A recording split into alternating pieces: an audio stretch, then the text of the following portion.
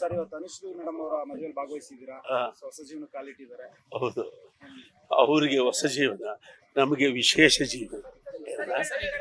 Okay, ಎಕರೆ ತಿರುಗುತ್ತಾ ನಾನು ಎಷ್ಟು ಮದುವೆಗೆ ಹೋಗಿದ್ದೀನಿ. ಇವತ್ತಿನ ಮದುವೆ ವಿಶೇಷ ಏನು ಗೊತ್ತಾ?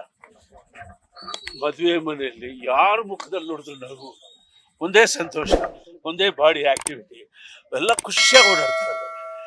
ಎಲ್ಲ ಮದುವೆಯಲ್ಲಿ ಹಾಕಿರಲ್ಲ ಅಲ್ವಾ? ಈ ಮದುವೆಯಲ್ಲಿ ಯಾಕೆ ಹಂಗಿತ್ತು ಅಂದರೆ, that is the reflection of the character. Anushree ಅನ್ನುವ ಒಂದು ವ್ಯಕ್ತಿತ್ವ, ಅದರ ಪ್ರತಿಫಲ ಎಲ್ಲರ ನಗು. ಎಲ್ಲರೂ ಊಟದ ಮೇಲೆ ಗಮನ ಇಲ್ಲ, ಫೋಟೋ ಮೇಲೆ ಗಮನ ಇಲ್ಲ, ಒಬ್ಬರೊಬ್ಬರು ತಪ್ಕೋತಾರೆ, ಮಾತಾಡ್ತಾರೆ, ನಗ್ತಾರೆ, ಖುಷಿಯಾಗಿದ್ರು. ನಾನು ಅಷ್ಟೇ ಖುಷಿಯಾಗಿದೆ. ಆಕೆ ಕನ್ನಡಕ್ಕೆ ಸಿಕ್ಕಿದ ಒಂದು ಆಸ್ತಿ ಅಲ್ವಾ? ಕನ್ನಡ ನಾಡಿನ ಜೀವನದಿ ಇರಮ್ಮ. ಅನುಶ್ರೀ ಅಂದರೆ ಅವಳು ಸಿಂಗಲ್ ಹೆಣ್ಣಲ್ಲ, ಡಬಲ್ ಹೆಣ್ಣು. ಅವಳೇ ಒಂದು ಹೆಣ್ಣು, ಅವಳು ಒಳಗಡೆ ಇನ್ನೊಂದು ಹೆಣ್ಣಿದೆ.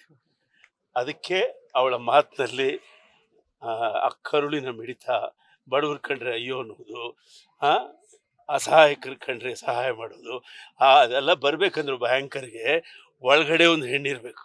ಸೊ ಡಬ್ಬಲ್ ಹೆಣ್ಣು ಯಾರು? ಅನುಶ್ರೀ. ಓಕೆ, ನಿಮ್ಮ ಹತ್ರ ಏನಾದ್ರು ಹೇಳ್ಕೊಂಡಿದ್ರ ಮುಂಚೆ? ಅದೆಲ್ಲ ನಾವೆಲ್ಲ ಕೇಳ್ಕೊಂಡಿದ್ದೀವಿ.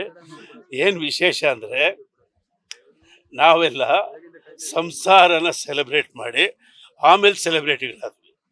ಅವಳು ಸೆಲೆಬ್ರಿಟಿ ಆಗ್ಬಿಟ್ಟು ಈಗ ಸಂಸಾರನ ಸೆಲೆಬ್ರೇಟ್ ಮಾಡ್ತಾವಳೆ. ಅವಳು ಒಳ್ಳೇದಾಗುತ್ತೆ. ಅವಳು ಜಾಣೆ ಇದ್ದಾಳೆ. ಅವಳು ಇದ್ದಷ್ಟು ದಿವಸನೂ ಎಲ್ಲ ಕಡೆ ಸಂತೋಷ, ಪ್ರೀತಿ, ಸ್ನೇಹ ಇತ್ತು. ಇವತ್ತು ಅದೇ ಇತ್ತು.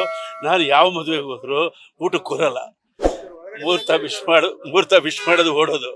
ಇವತ್ತೇನು ಗೊತ್ತಾ, ವಿಶ್ ಮಾಡಿ ಡೈನಿಂಗ್ ಹಾಲ್ಗೆ ಹೋಗಿ ಅಲ್ಲಿನ್ನೂ ಬಡಿಸಿರ್ಲಿಲ್ಲ, ನಾವು ಕರೆದು ಕೇಳಿ ಊಟ ಹಾಕ್ಸ್ಕೊಂಡು ತಿಂದು ಬರ್ತಾ ಇದ್ವಿ. ಯಾಕೆ ಹೇಳಿ, ಇದು ನಮ್ಮ ಮಗು. ಲೇಟೆಸ್ಟ್ ಹಾಗೂ ಇಂಟ್ರೆಸ್ಟಿಂಗ್ ಸುದ್ದಿಗಳಿಗಾಗಿ ಬಾಸ್ ಟಿವಿ ಕನ್ನಡ ಚಾನೆಲ್ನ ಸಬ್ಸ್ಕ್ರೈಬ್ ಮಾಡಿ, ಹಾಗೆಯೇ ಬೆಲ್ ಐಕಾನ್ ಪ್ರೆಸ್ ಮಾಡಿ. ಇದರ ಜೊತೆಗೆ ಫೇಸ್ಬುಕ್, ಇನ್ಸ್ಟಾಗ್ರಾಮ್, ಎಕ್ಸ್ನಲ್ಲೂ ಮಿಸ್ ಮಾಡದೆ ಫಾಲೋ ಮಾಡಿ.